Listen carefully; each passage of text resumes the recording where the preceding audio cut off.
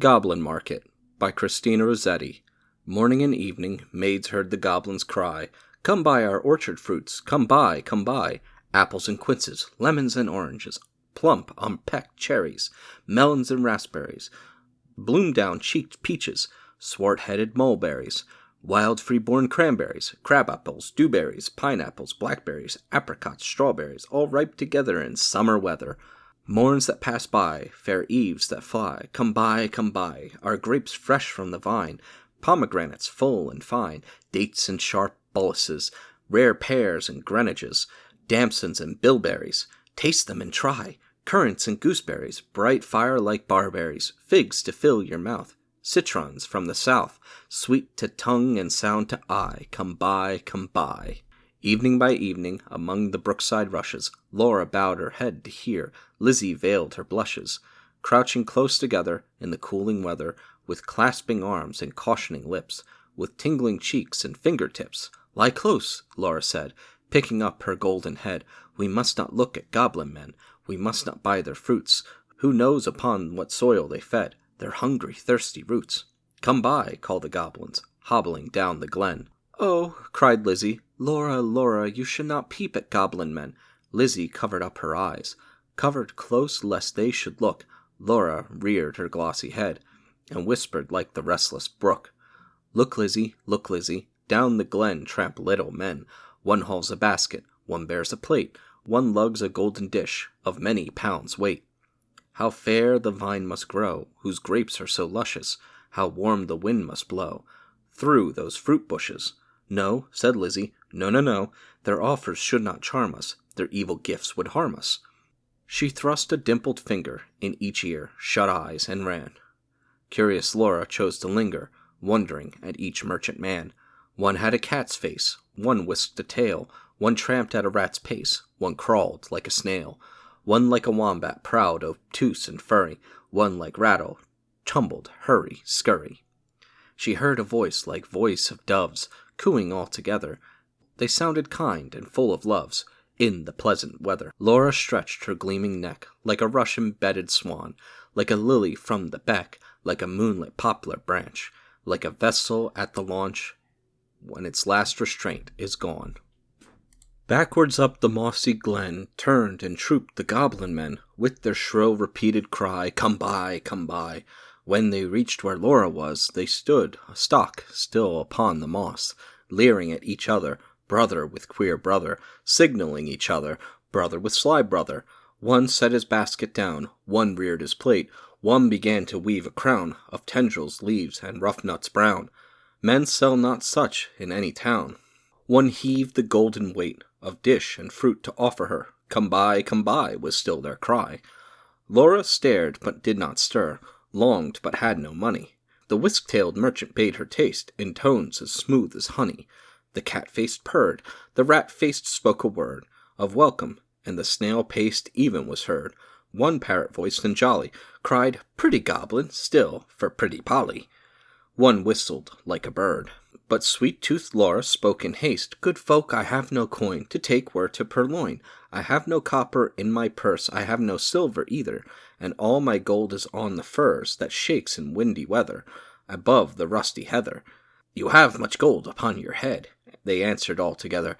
"Buy us from with golden curl." She clipped a precious golden lock, she dropped a tear more rare than a pearl, then sucked their fruit globes fair or red, sweeter than honey from the rock, stronger than man-rejoicing wine, clearer than water flowed that juice. She never tasted such before. How should it cloy with length of use? She sucked and sucked and sucked the more. Fruits which that unknown orchard bore, she sucked until her lips were sore, then flung the emptied rinds away, but gathered up one kernel stone, and knew not was it night or day, as she turned home alone. Lizzie met her at the gate, full of wise upbraidings. "Dear, you should not stay so late, twilight is no good for maidens, should not loiter in the glen, in the haunts of goblin men. Do you not remember Jeanie, how she met them in moonlight, take their gifts both choice and many, ate their fruits and wore their flowers, plucked from bowers where summer ripens at all hours? But ever in the noonlight she pined and pined away, sought them by night and day, found them no more, but dwindled and grew gray, then fell with the first snow, while to this day no grass will grow where she lies now. I planted daisies there a year ago, that never blow. You should not loiter so. Nay, hush, said Laura. Nay, hush, my sister. I ate and ate my fill, yet my mouth waters still. Tomorrow night I will buy more, and kissed her. Have done with sorrow. I'll bring you plums tomorrow, fresh on their mother twigs, cherries worth getting. You cannot think what fig my teeth have met in, what melons icy cold, piled on a dish of gold, too huge for me to hold, what peaches with a velvet nap, pellucid grapes without one seed, odorous indeed must be the mead whereon they grow, and pure the wave they drink, with lilies at the brink, and sugar sweet their sap. Golden head by golden head, like two pigeons in one nest, folded in each other's wings, they lay down in their curtained bed, like two blossoms on one stem, like two flakes of new-fallen snow, like two wands of ivory, tipped with gold for awful kings. Moon and stars gazed in at them. Wind sang to them lullaby. Lumbering owls forbore to fly. Not a bat flapped to and fro round their rest. Cheek to cheek and breast to breast, locked together in one nest. Early morning, when the first cock crowed his warning, neat little bees, as sweet and busy, Laura rose with Lizzie, fetched in honey, milked the cows, aired and set to rights the house, kneaded cakes of whitest wheat, cakes for dainty mouths to eat, next churned butter, whipped up cream, fed their poultry, sat and sewed, talked as modest maidens should, Lizzie with an open heart, Laura in an absent dream. One content, one sick in part, one warbling for the mere bright day's delight, one longing for the night. At length slow evening came. They went with pitchers to the reedy brook, Lizzie most placid in her look, Laura most like a leaping flame. They drew the gurgling water from its deep. Lizzie plucked purple and rich golden flags, then turning homeward said, The sunset flushes those furthest loftiest crags. Come, Laura, not another maiden lags. No wilful squirrel wags. The beasts and birds are fast asleep. But Laura loitered still among the rushes, and said the bank was steep. And said the hour was early still, the dew not fallen, the wind not chill, listening ever but not catching the customary cry, come by, with its iterated jingle of sugar-baited words, not for all her watching, one discerning, even one goblin, racing, whisking, tumbling, hobbling, let alone the herds, that used to tramp along the glen, in groups or single, of brisk fruit merchantmen. Till Lizzie urged, O Laura, come, I hear the fruit call, but I dare not look. You should not loiter longer at this brook. Come with me home. The stars rise, the moon bends her arc, each glowworm winks her spark. Let us get home before the night grows dark, for clouds may gather, though this is summer weather. Put out the lights and drench us through. Then, if we lost our way, what should we do? Laura turned cold as stone, to find her sister heard that cry alone, that goblin cry, Come buy our fruits, come buy. Must she then buy no more such dainty fruit? Must she no more such succorous pasture find? Gone deaf and blind, her tree of life drooped from the root. She said not one word in her heart's sore ache, but peering through the dimness, not discerning, trudged home, her pitcher dripping all the way. She crept to bed and lay, silent till Lizzie slept, then sat up in a passionate yearning, and gnashed her teeth for balked desire, and wept, as if her heart would break. Day after day, night after night, Laura kept watch in vain. In sullen silence of exceeding pain, she never caught again the goblin cry, Come buy, come buy. She never spied the goblin men, hawking their fruits along the glen, but when the noon waxed bright, her hair grew thin and gray, she dwindled as the fair full moon doth turn to swift decay and burn her fire away. One day, remembering her kernel stone, she set it by a wall that faced the south, dewed it with tears, hoped for a root, watched for a waxing shoot, but there came none. It never saw the sun, it never felt the trickling moisture run, when, while with sunk eyes and faded mouth, she dreamed of melons as a traveler sees false waves and desert drouth, with shade of leaf-crowned trees, and burns the thirstier in the sandful breeze. She no more swept the house, tended the fowls or cows, fetched honey, kneaded cakes of wheat, brought water from the brook, but sat down listless in the chimney nook, and would not eat. Tender Lizzie could not bear to watch her sister's cankerous care, yet not to share. She night and morning caught the goblin's cry, "Come buy our orchard fruits, come buy, come buy." Beside the brook along the glen she heard the trample of goblin men. The yoke and stir poor Laura could not hear. Longed to buy fruit to comfort her, but feared to pay too dear. She thought of Jeanie in her grave, who would have been a bride, but who for joys brides hope to have, fell sick and died in her gay prime, in earliest winter time, with the first glazing rime, with the snowfall of crisp winter time. Till dwindling Laura seemed knocking at death's door. Then Lizzie weighed no more, better and worse, but put a silver penny in her purse, kissed Laura, crossed the heath with clumps of furze, at twilight halted by the brook, and for the first time in her life began to listen and look.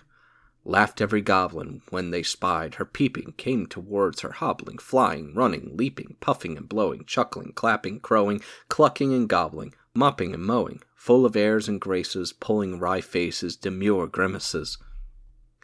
Cat-like and rat-like, rattle and wombat-like, snail-paced in a hurry, parrot-voiced and whistler, helter-skelter, hurry-scurry, chattering like magpies, fluttering like pigeons, gliding like fishes, hugged her and kissed her, squeezed and caressed her, stretched up their dishes, panniers and plates. Look at our apples, rustle and dun, bob at our cherries, bite at our peaches, citrons and dates, grapes for the asking. Pears red with baskin, out in the sun, plums on their twigs, pluck them and suck them, pomegranates, figs. Good folk, said Lizzie, mindful of Jeanie, give me much and many, held out her apron, tossed them her penny. Nay, take a seat with us, honour and eat with us, they answered grinning, our feast is but beginning, night yet is early, warm and dew pearly, wakeful and starry, such fruits as these no man can carry, half their bloom would fly, half their dew would dry, half their flavour would pass by, sit down and feast with us, be welcome guest with us, cheer you and rest with us. Thank you, said Lizzie, but one waits at home alone for me, so without further parleying, if you will not sell me any, of your fruits though much and many, give me back my silver penny, I tossed you for a fee. They began to scratch their pates, no longer wagging, purring, but visibly demurring, grunting and snarling. One called her proud, cross-gained, uncivil, their tones waxed loud, their looks were evil, lashing their tails, they trod and hustled her, elbowed and jostled her, clawed with their nails, barking, mewing, hissing, mocking, tore her gown and soiled her stocking, twitched her hair out by the root, stamped upon her tender feet, held her hands and squeezed their fruits against her mouth to make her eat. White and golden Lizzie stood like a lily in a flood, like a rock of blue-veined stone, lashed by tides obstreperously, like a beacon left alone, in a hoary roaring sea, sending up a golden fire, like a fruit-crowned orange tree, white with blossoms honey sweet, sore beset by wasp and bee, like a royal virgin town, topped with gilded dome and spire, close beleaguered by a fleet, mad to tug her standard down. One may lead a horse to water, 20 cannot make him drink.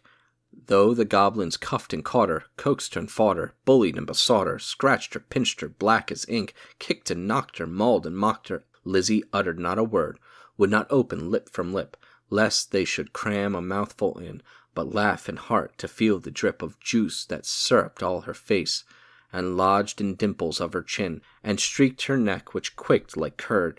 At last the evil people, worn out by her resistance, flung back her penny, kicked their fruit along whichever road they took, not leaving root or stone or shoot.